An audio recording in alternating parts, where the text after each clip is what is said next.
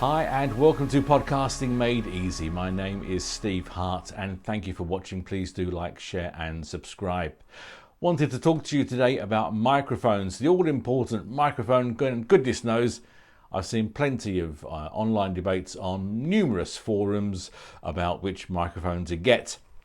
And it basically falls into two camps. There's condenser, which is very sensitive, and dynamic, which aren't.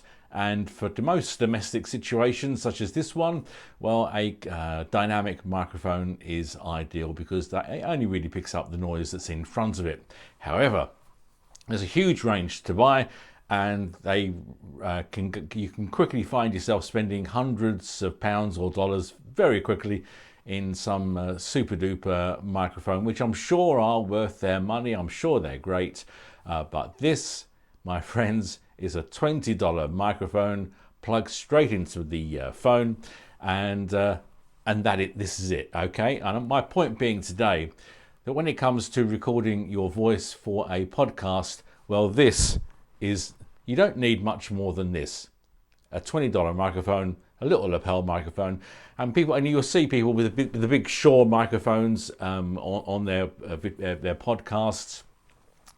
And they sound great. It's very good to have them. It's great. I've got no problem with them.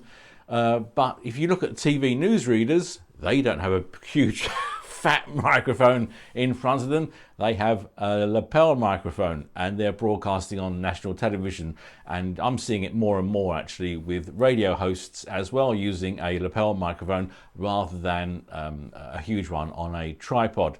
And they're great and all that. They're very versatile, but if you're just starting podcasting and you just want to get going, why should you I guess two things really. You don't need to spend $400, $500, $600, $700 on a microphone just to start podcasting, and when a $20 one will get you going, and you don't want to put the purchase of a huge microphone in your way of starting a podcast. You want to use what you got and do it anyway. So if you have got a microphone knocking around the house, use that, plug it in if you can, and crack on with what you've got. If you simply don't have any microphone in your house, well, the microphone in your phone itself can be quite good enough, so long as you turn it upside down and speak into the mic and across the mic. You can probably record your podcast just as well.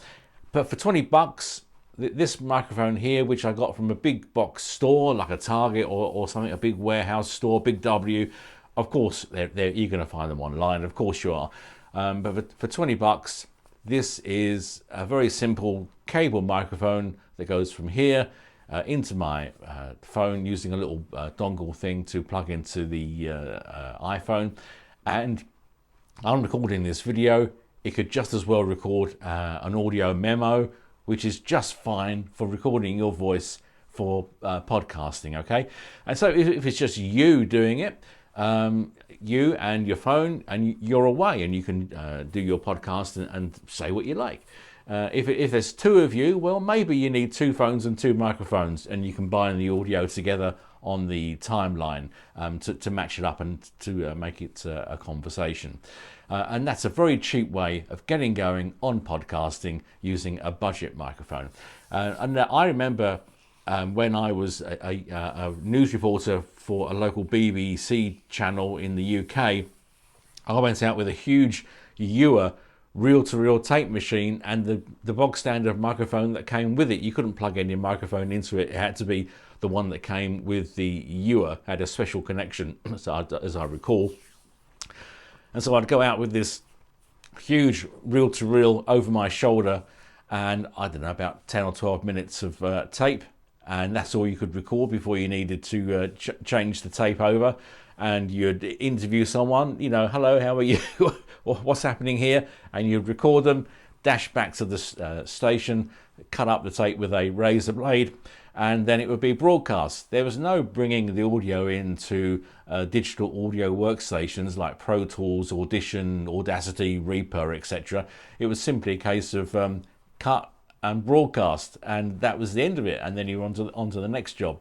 So my point being that all this talk of people saying, I use a particular digital audio workstation so I can enhance the audio and edit the audio and all the rest of it. You don't need to worry. I wouldn't let that get in your way either.